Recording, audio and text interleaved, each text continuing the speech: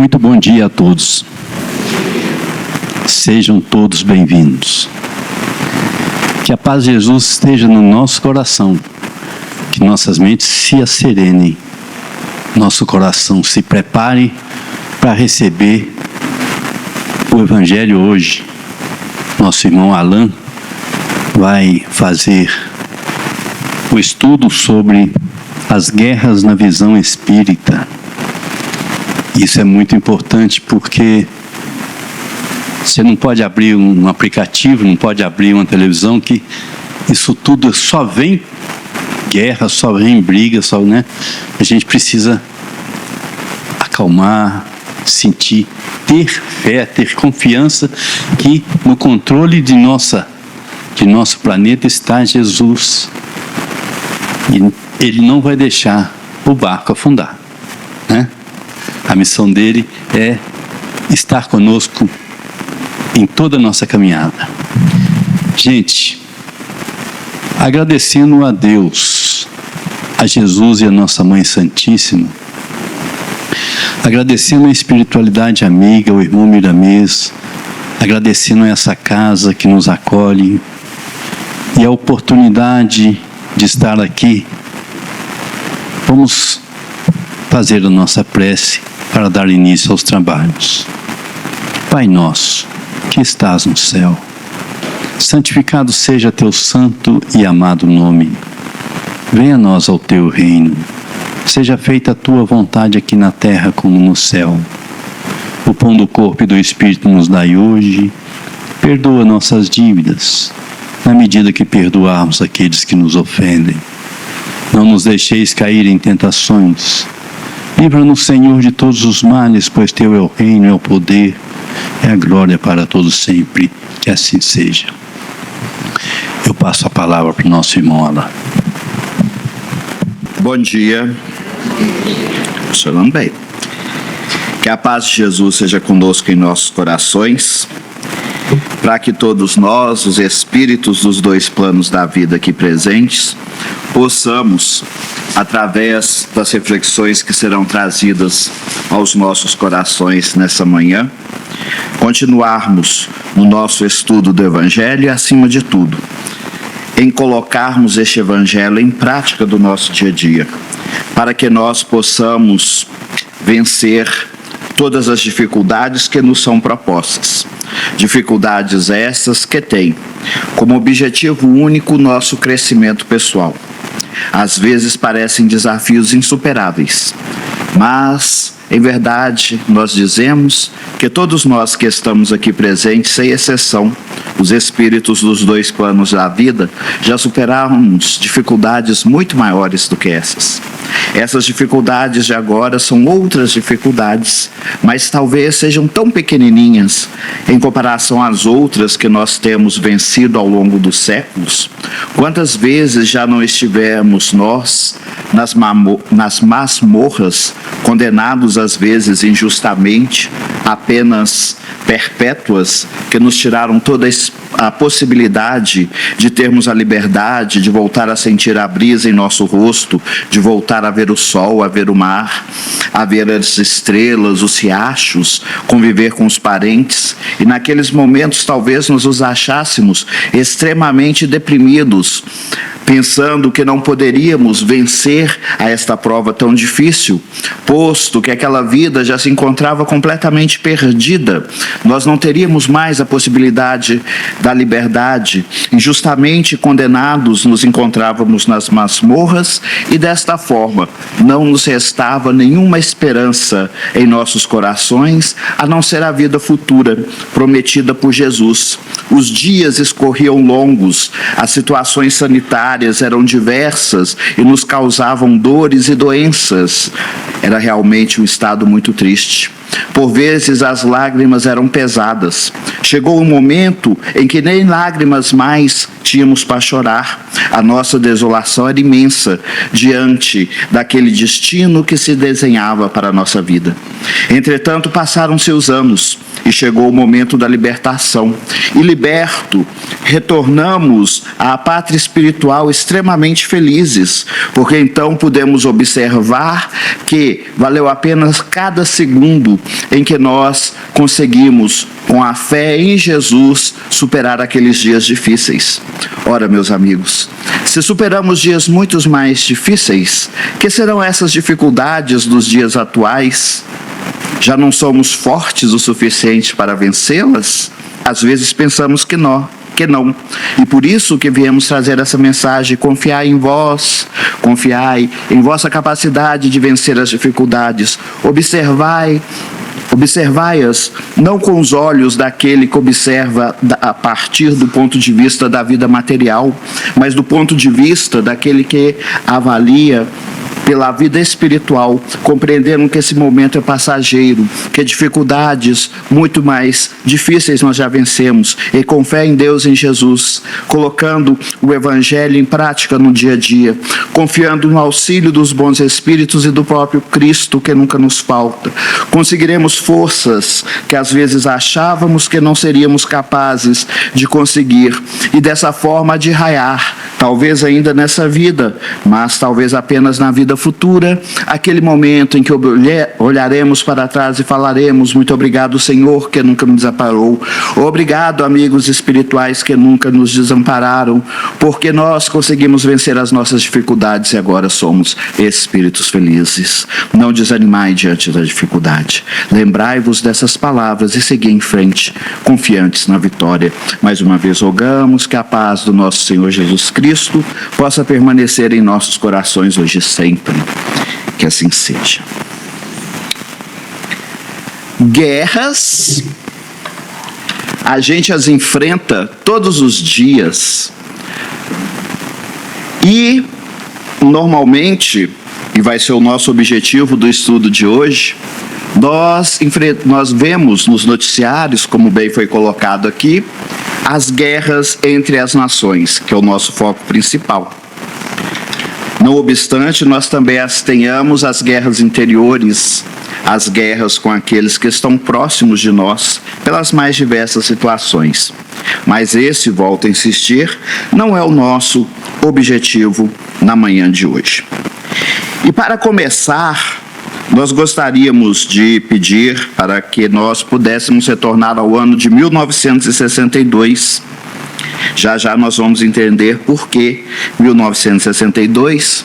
E para isso eu gostaria de ler algumas mensagens trazidas pelo grande medianeiro Francisco Cândido Xavier. Palavras essas recebidas e publicadas neste ano, 1962. Peço licença para poder fazer a leitura dessas passagens. Jesus veio ao mundo para que nossas mãos aprendam a servir à luz do bem, edificando a nossa própria felicidade. Não permitam que as garras da sombra lhes dominem as mãos da vida. Sigamos pelo caminho da luz, procurando a intimidade com os servidores do bem, trabalhando, estudando, ajudando, servindo. E uma segunda mensagem da Meimei, também pela mediunidade do Chico Xavier: filhos, observem o brilhante lapidado e o diamante bruto. Ambos são filhos da terra. Um deles, porém, refulge, divino, retratando a beleza do céu, mas o outro jaz encarcerado nas trevas do cascalho contundente. Jesus é o lapidário, ou seja, aquele que lapida o diamante bruto, transformando ele no diamante lapidado, a quem Deus, nosso Pai, nos confiou o coração. Obedeçamos a Ele, nosso divino Mestre, buscando-lhe as lições e seguindo-lhe os exemplos. O Cristo nos fará construtores do reino de Deus no mundo, conduzindo-nos para a glória celestial. E aí eu deixei uma pergunta sem resposta. Por que 1962? Antes disso, vamos voltar na mensagem do Chico. Chico estava lá, não sei se dessa época já estava em Uberaba ou estava em Pedro de Leopoldo. Ele estava lá, chegava, fazia o trabalho dele, né, na fraternidade, os colaboradores dele faziam, todos eles trabalhavam. Mas enquanto o Chico estava lá sereno, tranquilo, seguindo o seu trabalho no bem, o mundo passava por um dos momentos mais conturbados da sua história. Segundo muitos, foi o momento em que nós chegamos mais próximo, segundo a opinião de muitos, da destruição do mundo pelas armas nucleares. Enquanto os bons espíritos seguiam seus trabalhos serenos, confiantes na vitória do bem, confiantes em Jesus, não muito longe daqui, em Cuba, acontecia um episódio que fica conhecido como a crise dos mísseis. A crise dos mísseis. E eu fico imaginando, nós que hoje também estamos vivendo alguns momentos peculiares do ponto de vista das relações entre as nações e que por vezes encontramos os nossos corações aflitos, eu fico imaginando então o pessoal em 1962.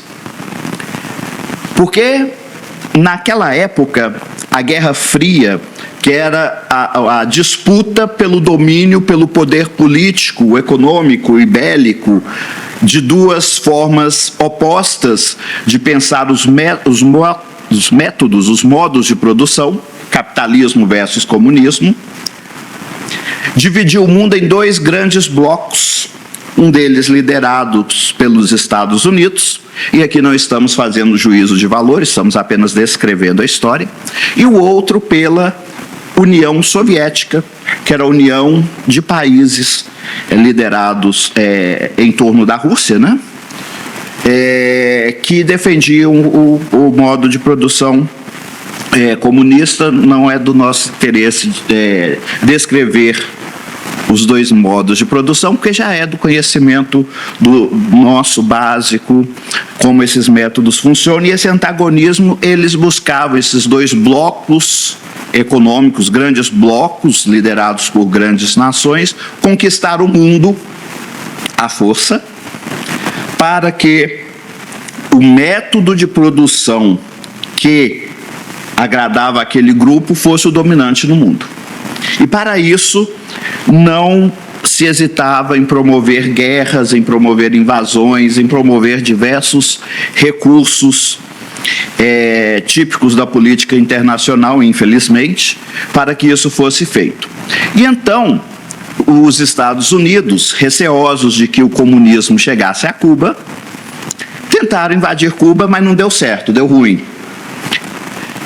E aí, a União Soviética, vendo que isso estava acontecendo, ela resolveu levar mísseis para Cuba, que é ali do lado dos Estados Unidos. Os Estados Unidos já tinham mísseis próximos à União Soviética. E a União Soviética, por sua vez, se viu no direito também de fazer uma base dela perto lá dos Estados Unidos. Então, a tensão começou quando aviões espiões dos Estados Unidos fotografaram bases de mísseis nucleares soviéticos em construção em Cuba. Então, imagina a situação, o seu vizinho do lote do lado está construindo uma base de mísseis nucleares. E aí a União das Repúblicas Socialistas Soviéticas, para proteger o governo de Fidel Castro, após essa tentativa frustrada de invasão dos Estados Unidos na Baía dos Porcos, respondeu com a instalação de mísseis na Turquia, que ameaçava o território soviético. E aí, o impasse que durou foi exatamente essa tensão de que duas potências atômicas estavam ali lado a lado, podendo a qualquer momento uma começar um movimento que seria correspondido. Nós estamos falando de armas nucleares, nós estamos falando de 1962, armas bem mais, um poder destrutivo muito maior do que aquelas que foram utilizadas na Segunda Guerra Mundial. Nós estamos falando já de quase 20 anos depois. A tecnologia desenvolve para o bem, mas também desenvolve para o mal. Então, era um momento em que o mundo se encontrava num clima de suspense. Mas Hoje nós estamos em 2025, né? E nós já passamos para 2026, ou seja, já estou atrasado. Hoje nós já estamos em 2026. Quê? Estado de tensão, mas não foi destruído em 62. Esse é o ponto. Nós estamos em estado de tensão, semelhante a daquela época, mas naquela época, que foi o auge até então, pode ser que ainda venha um outro auge, sobreviveu. Sobreviveu. Por que sobreviveu? É o que nós vamos abordar aqui hoje. As causas, consequências e esperanças. Mas já tivemos um ligeiro spoiler aqui no início, que é a figura do Cristo. Sob o comando do Cristo, cientistas políticos, sociólogos, antropólogos e as mais brilhantes mentes controlam o movimento das nações, dos líderes, e não permitem e não vão permitir que esses limites ultrapassem determinado nível. Mas falar assim solto, parece que o Alain falou: nossa, o negócio está difícil, me chamaram lá para o Miramês, eu tenho que confortar aqueles corações, vou falar isso lá que eles vão ficar confortados. Seria justo? Seria lícito? Seria. Mas nós vamos um pouquinho além, que é por isso que eu gosto tanto da doutrina espírita. Porque nós não vamos nos limitar a falar Jesus no leme, mas nós vamos mostrar na história da humanidade a ação desses bons espíritos. Nós vamos, esperamos, sair daqui compreendendo por que as guerras são permitidas, mas por que elas não ultrapassam determinados limites. Por que algumas pessoas são vítimas das guerras e outras não. Essa é a nossa ideia. Voltarmos na história para não apenas teorizarmos ou trazermos palavras de conforto que não estejam fundamentadas nos ensinos dos bons espíritos e em fatos que já ocorreram na história da humanidade. Esse é o nosso objetivo. Para que nós possamos sair não apenas com os corações confortados, o que por si só já é um grande avanço, mas para que nós também possamos sair com as nossas mentes confortadas. Para que nós não apenas saiamos daqui com aquela sensação de, nossa, não vai extrapolar determinado limite, mas será que não vai mesmo? Para a sensação de não vai ultrapassar determinado limite, que na história da humanidade nós já vimos as mãos de Jesus e de seus emissários agindo e colocando limites nas ações dos líderes que às vezes abusam do livre-arbítrio que lhe foi confiado pelos seus povos. Nós vamos também buscar compreender e responder a seguinte pergunta: e o livre-arbítrio? E o livre-arbítrio? Não tem os líderes o livre-arbítrio e podem fazer e acontecer sem serem interrompidos pela bondade divina? Outra questão que nós vamos buscar responder aqui através de algumas histórias que nós vamos contar. E que os espíritos nos contaram, nenhuma história que foi inventada pela nossa mente. Mas antes de nós partirmos para as histórias propriamente ditas, nós vamos voltar em 1962 e depois a 2026, agora eu me situei no tempo, para observar a postura, em particular do Chico. Poderia ter pegado muitos outros exemplos, mas eu peguei o Chico, ele é conhecido de todos nós, e ele tem uma vida pública no Espiritismo, que é de conhecimento geral. Qual que era a postura dele, dos bons espíritos, que os orientavam enquanto o mundo estava, em tese, prestes a ser destruído pela ganância e pela ambição humana? Continuavam o trabalho deles no bem. E o Chico é uma figura peculiar, porque nasceu em 1910. Em 1914, eu vou usar datas aproximadas, peço essa licença, Chico tinha 4 anos, não se dava por gente ainda, né? Tem aquela expressão, quando eu me dei por gente, Chico tinha 4 aninhos, não soube, não estava nem muito preocupado com isso, não, na verdade não estava nada preocupado com isso. Tivemos a Primeira Guerra. Aí depois, o Chico passou pela Segunda Guerra, passou pela Guerra Fria, e passou por muitos outros momentos conturbados da história nacional e internacional, que eu não vou listar para não causar nenhum tipo de comoção, mas enquanto as notícias estavam acontecendo, enquanto as atrocidades estavam acontecendo, qual era a postura dele e dos outros espíritas?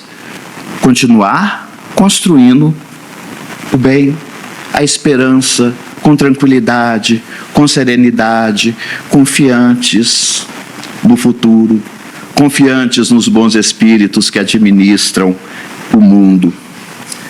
E essa passagem aqui é exatamente para trazer para nós como que nós devemos nos comportar nesses momentos de incerteza. E nada melhor do que um exemplo bem próximo de nós, que é o Chico. Com a mesma serenidade, com a mesma tranquilidade, distribuindo palavras de esperança. Nós não vamos encontrar nos escritos do Chico ou dos bons espíritos, gente, está difícil, a situação está complicada. Não, nós vamos encontrar mensagens como essas da Meimei, falando para nós confiarmos em Jesus, que Jesus é o lapidário que transforma nós, os diamantes brutos, em diamantes polidos, e o diamante polido agora pode refletir a luz, o que o diamante bruto não faz. Ou seja, continuemos com tranquilidade e serenidade as nossas jornadas. Isto não impede que nós, no nosso papel de cidadão, que eventualmente pertençamos a este ou aquele movimento que questiona os erros cometidos pela sociedade, continuemos na nossa função. Muito lícito, mas não significa que nós vamos nos desesperar. O convite é a mantermos a tranquilidade e a serenidade. Mas vamos aos exemplos então. Nós vamos sair de uma águia e nos direcionar a outra águia. Nós vamos deixar a águia dos americanos e vamos para a águia dos romanos. E para isso nós convidamos o nosso amigo Emmanuel, no livro A Caminho da Luz, que vai nos trazer os bastidores espirituais da governança espiritual do mundo. Porque para nós conhecermos o mundo como ele foi governado pelos humanos, nós temos os historiadores. Nós temos disciplina de história nas escolas, nós temos documentários na TV, nós temos canais no YouTube. Isso está ao acesso de qualquer um. Mas este livro ele é um grande tesouro, porque ele vai contar os bastidores espirituais dos bons espíritos que, sob o comando de Jesus, governam o mundo e acompanham todos os acontecimentos com atenção. E para isso, então, nós vamos voltar à época do Império Romano. E aí nós vamos compreender uma coisa interessante. O Império Romano tinha uma missão. A missão do Império Romano era unificar o mundo do Oriente Próximo e da Europa numa única nação. Essa é uma missão que foi desenhada pela espiritualidade sob o comando de Jesus. Num planejamento de séculos. De séculos. E que nós vamos destacar os pontos principais. Antes que Roma pudesse começar o seu movimento expansionista, planejar os espíritos elevados, nós temos que levar para a humanidade a filosofia, no seu sentido mais amplo, o pensar, o o discernir, o educar-se. E então a espiritualidade vai reunir na Grécia espíritos filósofos, desde os mais famosos até os mais anônimos, para que eles possam então encher aquela sociedade de pensamentos elevados, de questionamentos profundos, fazendo dessa forma com que a humanidade posteriormente se eleve do ponto de vista da filosofia. E aí vocês me perguntam, mas peraí, eu não entendi uma coisa. Se esses missionários encarnaram na Grécia, e a Grécia se tornou, a Grécia Antiga, se tornou o lugar dos filósofos, como que essa filosofia iria se espalhar pelo mundo? Aí entra Roma. O papel de Roma era o papel político, de organizar a sociedade, de organizar o direito, de conquistar, grave essa palavra, conquistar os povos, unificar os povos e permitir que essa filosofia que ele ia herdar da Grécia, junto com conceitos que o Império Romano iria desenvolver, como a família romana, o direito romano, a administração romana, unificar aquele mundo. Enquanto isso acontecia, olha que interessante, eu acho muito legal. Grécia, filosofia, Roma, administração, filosofia grega vai para Roma, Roma unifica o mundo da época. Concomitantemente, num cantinho escondido lá no Oriente Médio, quem que vem? Jesus. Para trazer o quê? A moral.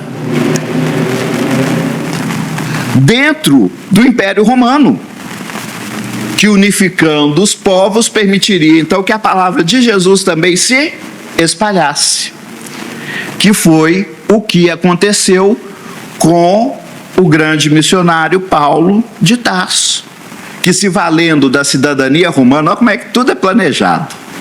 Como Paulo era cidadão romano, ele tinha livre circulação, né?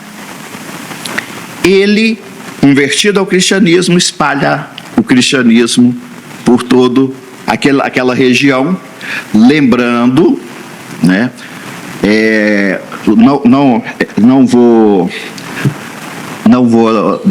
dar pistas, mas temos geógrafos aqui presentes, então eu tenho que tomar muito cuidado com minhas palavras, a localização dos locais e tudo mais. Obviamente que o Emmanuel está dando enfoque para o desenvolvimento religioso do Oriente Próximo para cá. O que não quer dizer que o Oriente distante, lá a China, o Japão, estejam desamparados de emissários espirituais, porque senão vai ficar parecendo que Jesus privilegiou um lado do mundo e esqueceu o outro. Lá também estão tendo os movimentos de iluminação, mas a história do A Caminho da Luz, por uma questão de escolha, vai buscar focar principalmente na nossa história religiosa, do Oriente Médio para cá. Mas nem por isso ele deixa de, nos primeiros capítulos, falar que todos os povos têm seus emissários que trouxeram a revelação do Cristo segundo a cultura e o conhecimento do povo na época. Agora vem a grande questão.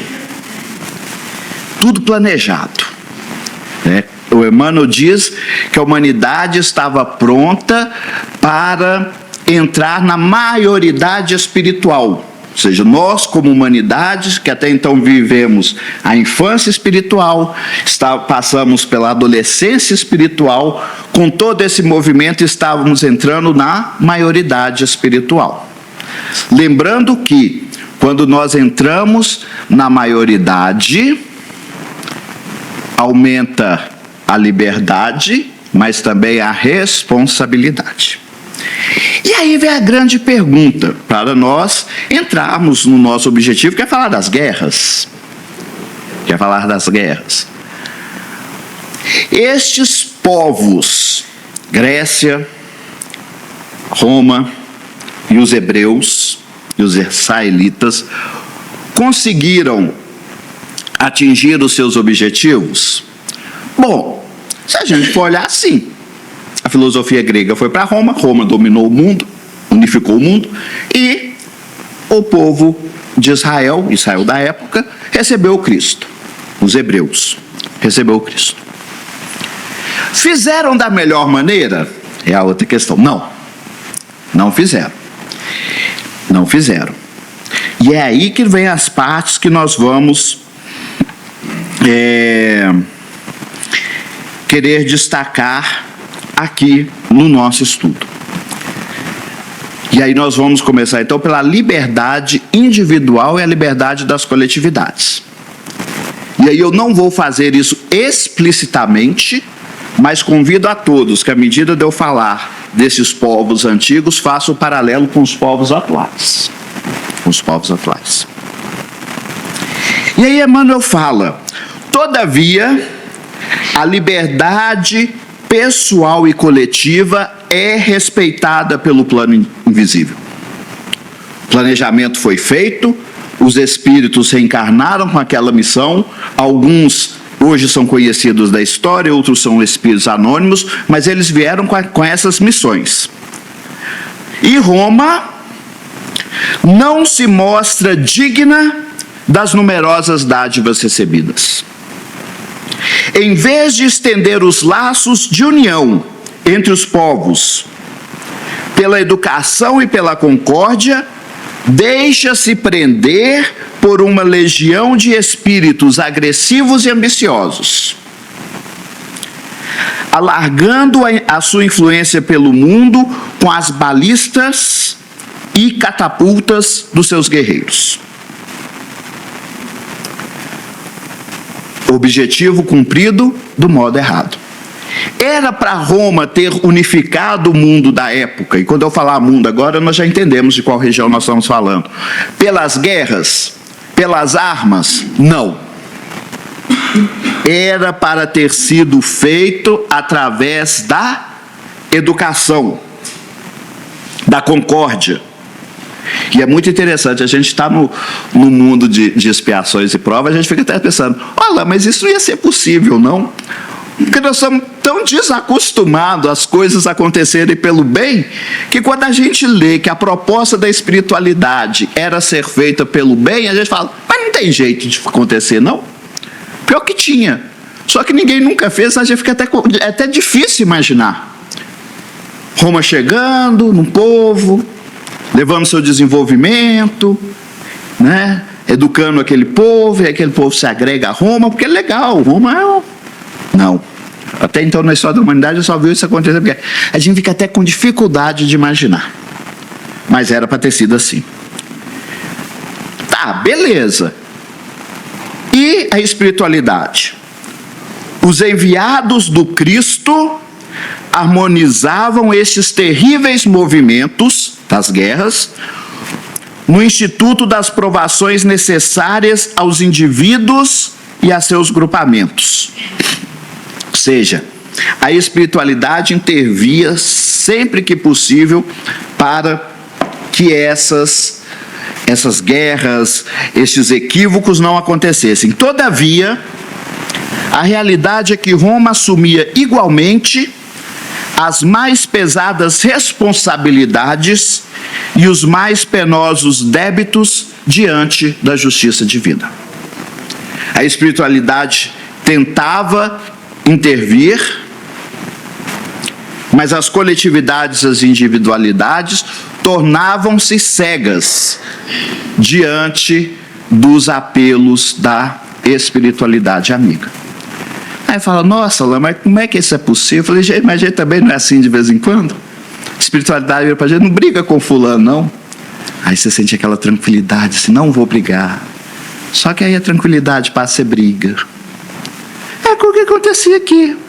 Os espíritos advertiam os líderes, advertiam as pessoas, e as pessoas às vezes por um momento até se acalmavam, mas logo em seguida influenciadas pelas sombras com as quais eles se identificavam, os líderes, os guerreiros e pessoas simples do povo mesmo, aderiam à palavra de discórdia e, consequentemente, o que é que nós vamos ter? Roma assumindo, Roma como um todo, como coletividade, cada indivíduo com a sua parcela individual, as pesadas responsabilidades e os penosos débitos junto à justiça divina. E é muito interessante a gente ver como que isso ocorre, que a gente vai começar a entender melhor todos esses movimentos que estão acontecendo. Não há povo ou líder que não esteja recebendo advertências da espiritualidade superior. Alguns talvez já se encontrem tão macunados, é essa palavra, né? Enfim, estejam tão engajados existe. Se a outra palavra não existe, agora quem usar tem que me pagar royalties que eu acabei de inventar. Tá? E está gravado. Usou a palavra, falou para eu que inventei aquela palavra. Mas voltando ao caso, né? Eles estão tão harmonizados, tão engajados com as sombras, que talvez já se encontrem completamente surdos ao conselho dos bons espíritos. Mas este nunca falta. Eu ontem estava lendo um livro, O Faraó Menefetá, que ele é muito interessante, que a primeira parte dele conta a história de Moisés, e quem conta a história de Moisés é a mãe de Moisés, em espírito, através da mediunidade da médium Vera, cujo sobrenome eu não vou arriscar falar aqui, eu já mal estou dando conta do português, quanto mais do russo.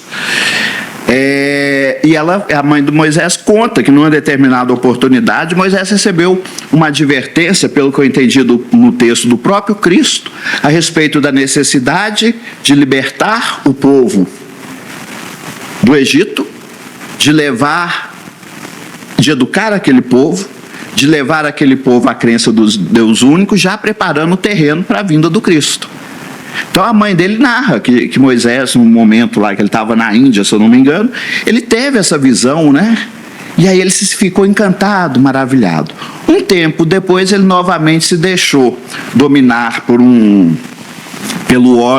ódio, né?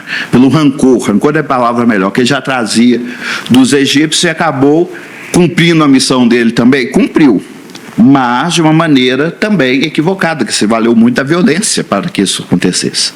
Um outro exemplo de um missionário do alto, advertido diretamente por espíritos elevados, talvez pelo próprio Cristo, pelo que eu entendi no texto, mas que depois, influenciado pelas circunstâncias, esqueceu os bons avisos e fez a coisa do jeito dele. Ou seja, isso é uma coisa que acontece na história dos povos. E aqui nós falamos dos líderes romanos, falamos do próprio Moisés, e nós não poderíamos transpor essas advertências, esse cenário para os líderes também do mundo atual? Continuemos.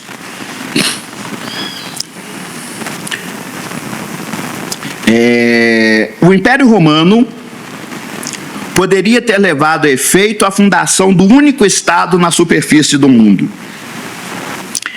em virtude da maravilhosa unidade que chegou a mercê do esforço e da proteção do alto. Desapareceu no mar de ruínas, depois de suas guerras, desvios e circos cheios de feras e gladiadores. Porque Roma não se limitou à conquista dos povos, mas nós temos também atos terríveis cometidos contra os cristãos, por exemplo, no circo romano. Ou seja, Roma está só se endividando. O imenso organismo apodreceu nas chagas que lhe abriram a incúria e a impiedade dos próprios filhos. Aí vem uma coisa interessante. Olha só. A espiritualidade está ajudando, a espiritualidade está divertindo, a espiritualidade está trabalhando. Mas Roma ruiu de todo jeito. Acabou o Império Romano, foi invadido pelos não existe mais. E aí o Emmanuel fala, quando não foi mais possível o paliativo da misericórdia dos espíritos abnegados e compassivos, dada a galvanização, ou seja, o pensamento dos sentimentos gerais da larga massa, dos excessos e dos prazeres terrestres, a dor foi chamada a restabelecer o fundamento da verdade nas almas. Existe um limite. Roma se tornou completamente cega a essas advertências. Se cristalizou nesse movimento de sentimentos que levavam aos excessos e aos prazeres. Chega um momento que, assim como, deixa eu usar uma metáfora bem simples, mas interessante, a gominha. Você pega a gominha, você vai esticando, cada hora ela vai arrebentar. Quando ela arrebentar, vai bater na sua mão e vai doer. Então chega uma hora que a dor que não é castigo, é consequência direta dos atos da coletividade, vai cair sobre a própria coletividade. Eu acho que eu arrumei uma analogia melhor. As nuvens de chuva. Tá? A chuva é uma bênção, né, para a natureza, mas nós vamos usar nessa metáfora a chuva como das ideias negativas que vão se acumulando. Então é como se o céu tivesse azul e a cada vez que as sociedades, as individualidades, elas cometem seus equívocos, as nuvens vão crescendo, vão crescendo, vão crescendo, o céu vai escurecendo, escurecendo, escurecendo. Chega uma hora que a nuvem fica tão pesada que ela cai. É a chuva. Do ponto de vista natural, a chuva é benéfica. Mas nessa nossa metáfora significa o quê? O Império Romano acumulou sobre si tantos desatinos que chegou uma hora que nem os paliativos, nem a misericórdia dos espíritos abnegados e compassivos era capaz mais de impedir que as consequências dos atos romanos caíssem sobre a própria Roma, de tal forma que nós vamos ver o Império ruir. Tanto é que diz o Emmanuel: da orgulhosa cidade dos imperadores não restam senão pedras sobre pedras. Sob o látego da expiação e do sofrimento, espíritos culpados trocaram a sua indumentária para a evolução e para o resgate no cenário infinito da vida. E enquanto muitos deles ainda choram nos padecimentos redentores, esse livro é de 1939, olha o que o Emmanuel está falando, que nessa época, 1939, ainda existiam espíritos daquela época que ainda não tinham se regenerado perante a lei e continuavam repetindo os equívocos e sofrendo as consequências dos erros daquela época. Tamanho foram os desatinos que eles cometeram. Enquanto muitos deles ainda choram nos padecimentos redentores, gemem sobre as ruínas do Coliseu de Vespasiano os ventos tristes e lamentosos da noite. Então, o que nós, agora trazendo para as guerras do mundo, o que nós vamos observar? Governantes e governados, porque em muitas vezes há uma sintonia, afinal de contas, nós devemos lembrar que muitos destes que hoje praticam atos equivocados diante da criatura humana, não vendo no irmão um irmão, por ele ser de um povo diferente, de uma crença diferente, de uma ideologia diferente, né, de uma, aspas, raça, né, mas de um tipo humano diferente, enfim. Eles praticam atos equivocados. Mas, antes deles chegarem nos postos que eles ocupam, eles já faziam. Já falavam: ó, quando eu chegar lá no poder, determinado tipo de pessoas eu vou colocar à conta de párias da sociedade. Explicitamente antes de chegar ao poder. E ainda assim foram guindados ao poder. E depois que chegam, continuam lá ainda sendo aplaudidos quando cometem as suas atrocidades. Sejam dentro de suas nações, sejam fora delas. Ou seja, nós personificamos no líder a mentalidade de uma coletividade que os ergueu ao poder e os aplaude quando eles cometem as suas atrocidades.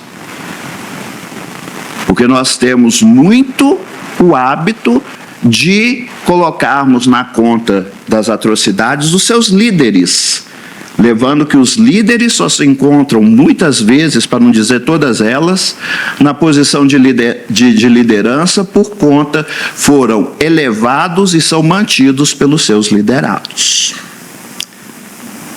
Então nós temos, por isso que se chama karma coletivo, porque nós temos uma coletividade de espíritos endividados, uma coletividade. E aí, e aqueles que não estão endividados, mas que fazem parte da mesma coletividade? Vamos chegar lá.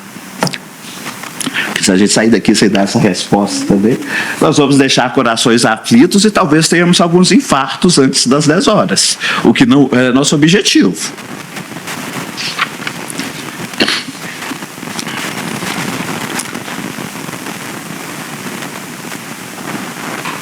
Beleza. Pesadas forças da treva, porém, aliaram-se às fortes tendências do homem terrestre. Agora ele está falando do outro papel. A espiritualidade está lá tentando advertir. Agora, e as forças trevosas? As pesadas forças da treva, porém, aliaram-se às fortes tendências do homem terrestre. As trevas conseguiram campo de ação porque o solo era fértil. Porque o homem terrestre, o ser humano terrestre, trazia dentro de si o ódio, a ganância, o orgulho, a violência, a belicosidade. Então as trevas não chegariam num grupo de pessoas alinhadas com o Cristo verdadeiramente e conseguiria convertê-las ao mal, porque o espírito não regride. Se as trevas obtiveram e têm obtido sucesso, é porque elas têm encontrado ressonância, essa palavra que eu queria, ressonância, nas almas de muitos seres humanos, constantemente inclinados aos liames do mal que o prendiam à terra, adistinto aos mais grosseiros instintos de conservação, e enquanto os espíritos abnegados do alto... isso aqui é interessante. Beleza, então as trevas estão agindo. Agora essa frase que eu achei até chocante, mas ela é interessante. Espíritos abnegados do alto, choram sobre o abuso de liberdade dos romanos. E aí eu lembro de um trecho do livro André Luiz, que conta uma história em que eles estavam impedindo uma moça de ir para uma noitada, uma festa com bebidas, alcoólicos, excessos de todos os tipos. Ela estava grávida de 7 meses, acho que era 7 meses, mas ela estava grávida. E esse excesso iria levar ela ao aborto, porque a saúde dela já estava ali no limite, sabe a hora do elástico estourar? Estava nessa hora. E a espiritualidade foi na casa dela, né? Intuiu a dona da casa a convencê-la a não ir, a cuidar da saúde, cuidar da criança, voltar para o esposo que ela havia abandonado, deixar essa vida doida. E durante 2 horas, a senhora dona da casa, muito amiga dela, que se chama Francisca, não conseguiu convencê-la. De tal forma que ela foi para a tal da noitada. Que os espíritos conhecedores de reencarnação, técnicos da reencarnação, falavam, se ela for hoje, não tem mais jeito de segurar não, porque o organismo dela não resiste mais. E ela foi. E a espiritualidade, já sabendo disso, ficou muito compadecida. Eu achei interessante que a gente normalmente não imagina os espíritos superiores compadecidos. E aí o André Luiz usa uma frase que eu achei maravilhosa. Porque os espíritos superiores podem ser sábios, mas eles não são insensíveis. Eu achei essa frase linda. E quando eu vi aqui, eu lembrei exatamente dessa frase. Os espíritos abnegados do alto choram. Porque eles tinham uns planos tão bonitinhos para Roma. Imagina, Roma era os filhinhos queridos deles, queria unificar o mundo e se transviou no mundo da criminalidade. Então eles choram. Os abusos da liberdade dos romanos.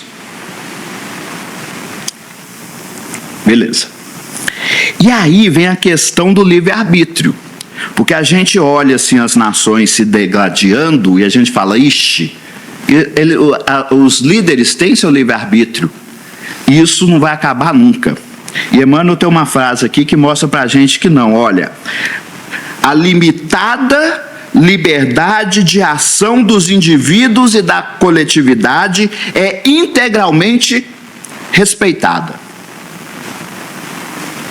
E essa frase aqui tem 2 itens importantes.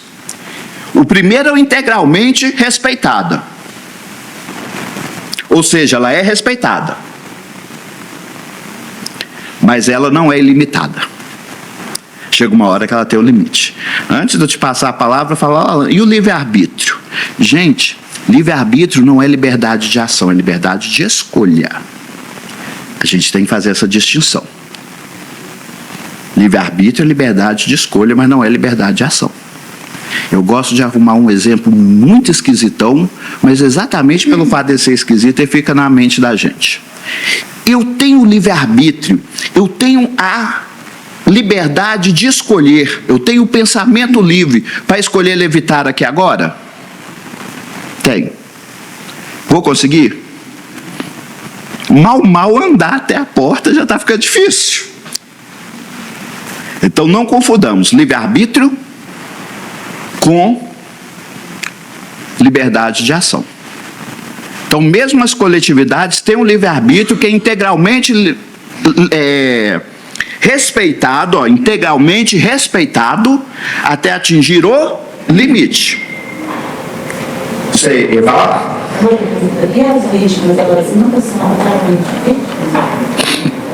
Bom, olha a pergunta. E as vítimas? Eu vou até repetir porque isso é na gravação também, né? E a questão das vítimas? Elas nunca são realmente vítimas? Aí nós vamos fazer o raciocínio matemático, se chama redução ao absurdo, tá? Redução ao absurdo. Suponha que dentre as pessoas que estão vivendo do ambiente da guerra, alguma delas esteja lá injustamente por algum motivo. Vamos supor que Deus está lá rodando a planilha dele, eu estou usando uma metáfora, mas o programador que fez a planilha de Deus cometeu um erro de programação e determinada pessoa está lá no meio de um ambiente onde está passando por grandes sofrimentos em consequência da guerra, e essa pessoa não era para estar lá. Ou que Deus, na hora que estava olhando a listinha dele, o WhatsApp tocou, ele foi atender o WhatsApp e foi uma pessoa estar lá que não era para ela estar lá. Era uma injustiça ela estar lá. Redução ao absurdo. Isso é possível? Bom, se você partir da premissa de que Deus é todo poderoso, ou seja, o poder está todo na mão dele, que ele é onisciente, ou seja, que ele tem ciência de tudo e que ele é soberanamente justo e bom, tal hipótese não pode existir. Então, por redução ao absurdo, qual que era a minha hipótese? Alguém está lá e não devia estar. Por redução ao absurdo, eu vejo que isso é impossível. Logo, qual que é a conclusão que a lógica me leva? Todo mundo que está lá tem uma razão de ser. Pode ser missão? Sim. Existem espíritos missionários lá que vão no meio daquele povo ou incitar a paz, ou mostrar que mesmo nas situações mais difíceis você pode ser resignado e confiante a Deus. Existem muitos. Existem espíritos que em outra oportunidade estiveram do lado de lá e para ter a sua consciência tranquila, para tirar essa mácula da consciência, pediram para reencarnar agora na outra ponta. Deixaram de ser o opressor e agora estão reencarnando como oprimido. Ou seja, de missão, prova e expiação, nós podemos estabelecer várias possibilidades. O que a lógica, a razão e o bom senso, partindo da premissa de um Deus onisciente, onipotente, soberanamente justo e bom, é que ninguém está lá sem uma razão de ser. Sem uma razão de ser, que podem ser as mais diversas. Vamos lá.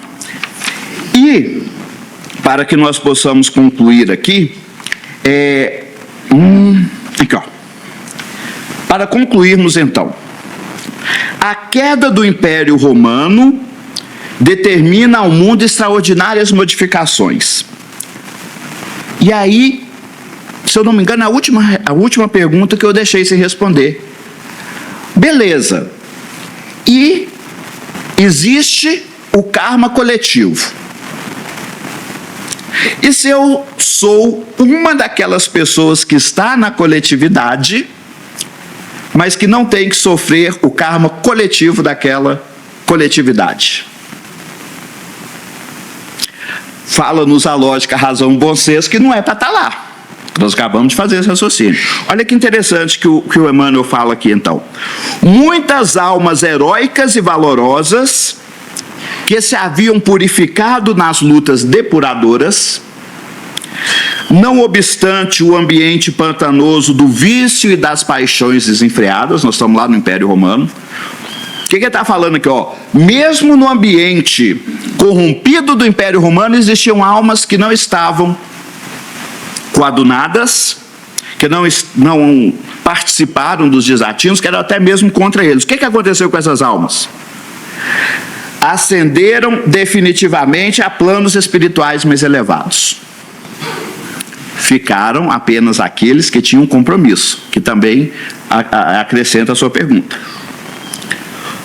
Voltando apenas às esferas do planeta para o cumprimento de enobrecedoras e gratificantes missões.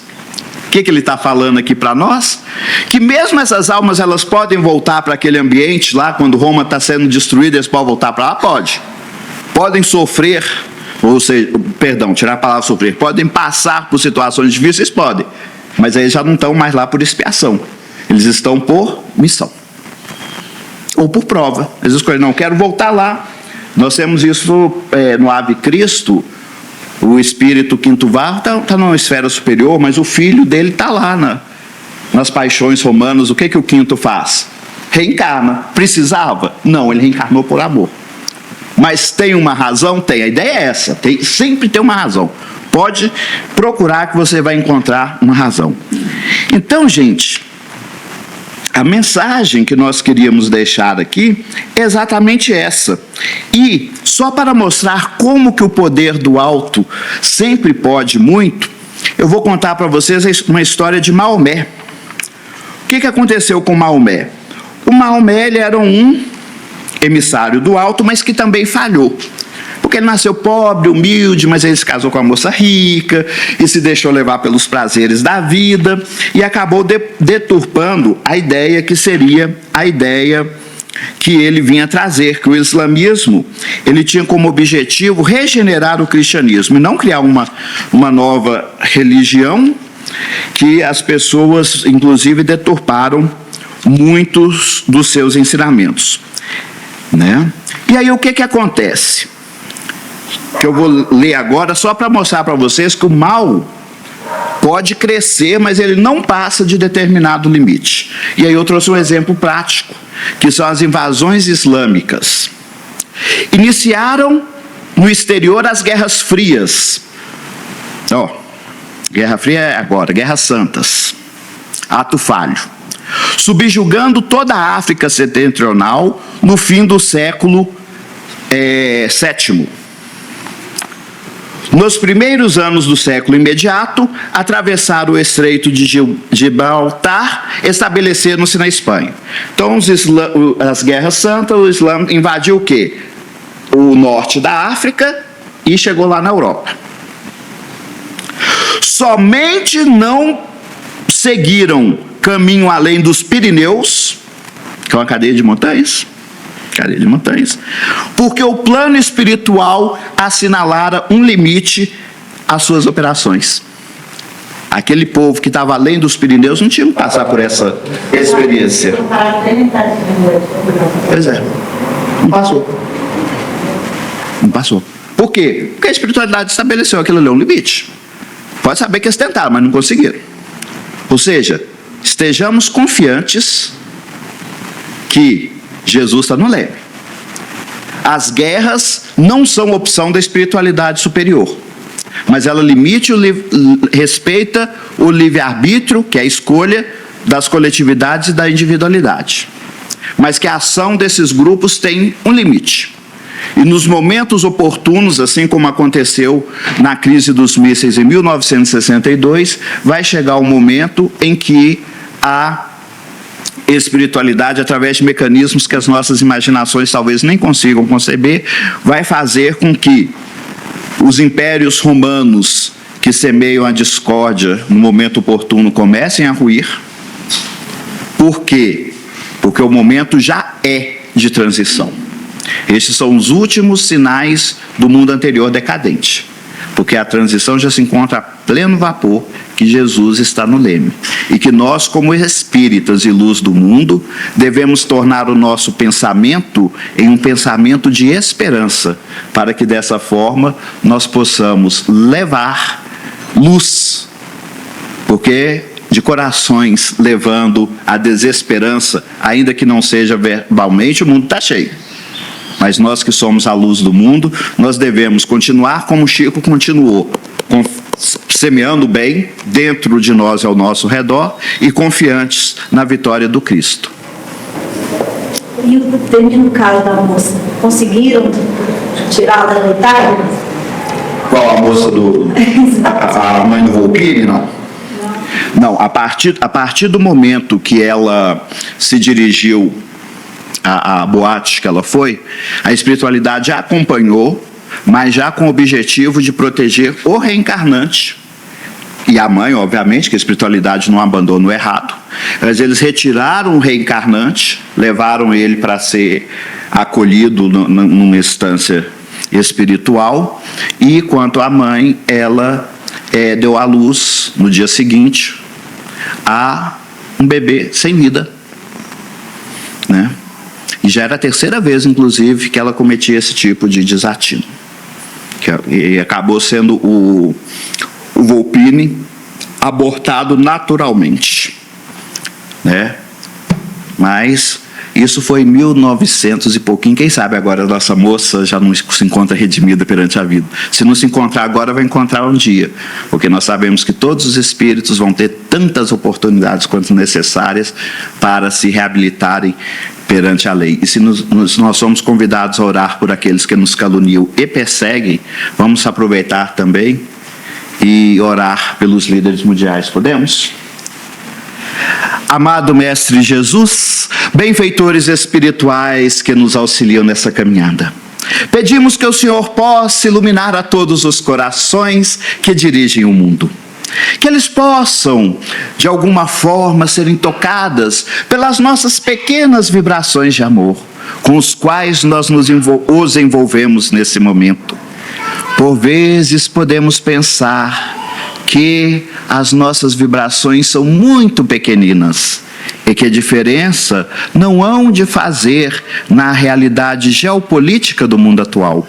Mas não nos esqueçamos nunca que assim como os pãezinhos e os peixes foram multiplicados sobre as mãos augustas de Jesus, igualmente as nossas pequeninas preces, junto com outras pequeninas preces, nestes momentos estão sendo acolhidas pela espiritualidade amiga, com o objetivo de, multiplicadas pelas mãos augustas de Jesus, dar a sua parcela de contribuição para a paz nos corações humanos. Que a tua luz, mais uma vez rogamos, permaneça conosco hoje e sempre, que assim seja, graças a Deus.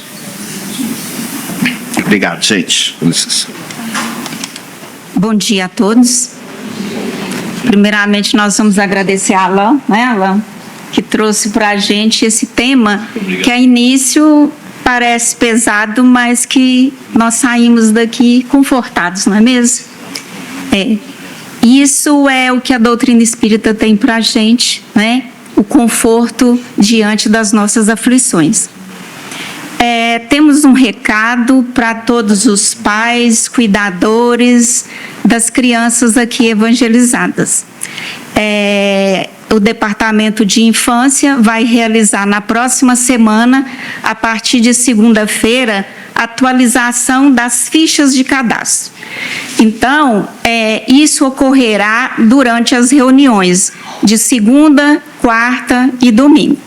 Então, vocês que trazem as crianças para evangelização vão ser convidados no horário da reunião a atualizar esse cadastro. A gente está dando esse aviso para que vocês, né, possam estar aqui presentes na próxima semana.